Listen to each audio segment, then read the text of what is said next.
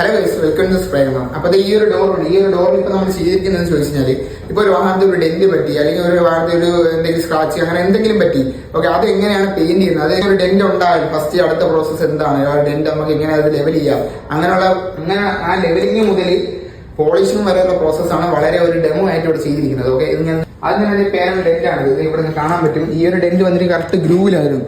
ആ ഒരു ഗ്രൂവിലായതുകൊണ്ട് തന്നെ നമുക്ക് വാഷർ വെൽഡിങ് എന്നൊരു ഓപ്ഷൻ മാത്രമേ പറ്റുള്ളൂ. അതുകൊണ്ട് ഇവിടെ വാഷർ വെൽഡിങ് വെച്ചിട്ടുണ്ട്, സാൻഡിങ് ചെയ്തിട്ടുണ്ട്. ശേഷം അത് പാനൽ ലെവലിംഗ്. ഓക്കെ, അപ്പം ഡെന്റ് കണ്ടു, പിന്നെ ഡെന്റ് നോത്തു, പിന്നെ പാനൽ ഇപ്പൊ ഫുള്ള് ലെവലായി. ഓക്കെ, അടുത്ത ഫ്രദറൻസ് നിങ്ങൾക്ക് ഞാൻ മുന്നേ പറഞ്ഞിട്ടുണ്ട് ഫ്രദറത്തിനെ പറ്റി. അതിനുശേഷമാണ് എപ്പോക്സി പ്രൈമർ. അപ്പൊ എപ്പോക്സി പ്രൈമർ അടിക്കേണ്ട ആവശ്യം എന്ന് ചോദിച്ചാൽ ഇതിപ്പോ ഡയറക്റ്റ് മെറ്റലാണ്. ഓക്കെ, ഈ ഒരു ഡയറക്റ്റ് മെറ്റലിൽ നമുക്ക് പൊട്ടിയോ അല്ലെങ്കിൽ വേറെ ഏതെങ്കിലും ആപ്ലിക്കേഷൻ ഉപയോഗിച്ചാൽ പിന്നീട് വരും കാലത്ത് റസ്റ്റ് കയറാനോ അങ്ങനെ ഒരുപാട് പ്രശ്നം ഉണ്ടാകാറുണ്ട്. ഞാൻ ഇടയ്ക്കിടയ്ക്ക് പറയാറുണ്ട്. ഓക്കെ, അതിന് വേണ്ടിയാണ് ഇപി പ്രൈമർ, അതായത് എപ്പോക്സി പ്രൈമർ. അതിനുശേഷമാണ് പുട്ടി ആപ്ലിക്കേഷനോട്ട് വരുന്നത്. പുട്ടിന് ശേഷമാണ് പുട്ടി സാൻഡിങ്. പുട്ടി സാൻഡ് ചെയ്യേണ്ട ഏതൊക്കെ പേപ്പറാണ്, എന്തൊക്കെ കാര്യങ്ങളാണെന്ന് ഞാൻ മുന്നേ പറഞ്ഞിട്ടുണ്ട്. ഓക്കെ, പുട്ടി സാൻഡിങ് കഴിഞ്ഞ ശേഷം പുട്ടി സ്മൂത്തനിങ്. ഇത് രണ്ടും തമ്മിൽ വ്യത്യാസം അറിയാൻ പറ്റും. അതായത് ഇതിൽ ലൈൻസ് കൂടുതലായിരിക്കും.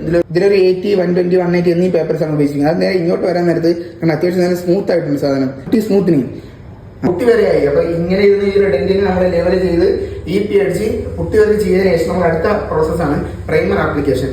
ഓക്കെ, അത് കഴിഞ്ഞ് പ്രൈമർ സാൻഡിങ്. അതും കഴിഞ്ഞിട്ടാണ് നമുക്ക് ഏത് കളറാണോ ആ ഒരു കളർ നമ്മൾ അപ്ലൈ ചെയ്യുന്നത്. ഓക്കെ, ബേസ് കോട്ട്, അതിനുശേഷം ക്ലിയർ കോട്ട്, അതിനുശേഷമാണ് പോളിഷിലോട്ട് വരുന്നത്. ഓക്കെ, അതും കഴിഞ്ഞിട്ട്, അതായത് പോളിഷിങ് കഴിഞ്ഞിട്ടും ഒരുപാട് പ്രോസസ് ഉണ്ട്. അതായത് ഇപ്പം ഒരുപാട് പേര് ചെയ്യാറുണ്ട്. ഇപ്പൊ സെറാമിക്, ഗ്രഫൈൻ, അങ്ങനെ പറഞ്ഞ ഒരുപാട് കോട്ടിങ്സ് ഉണ്ട്.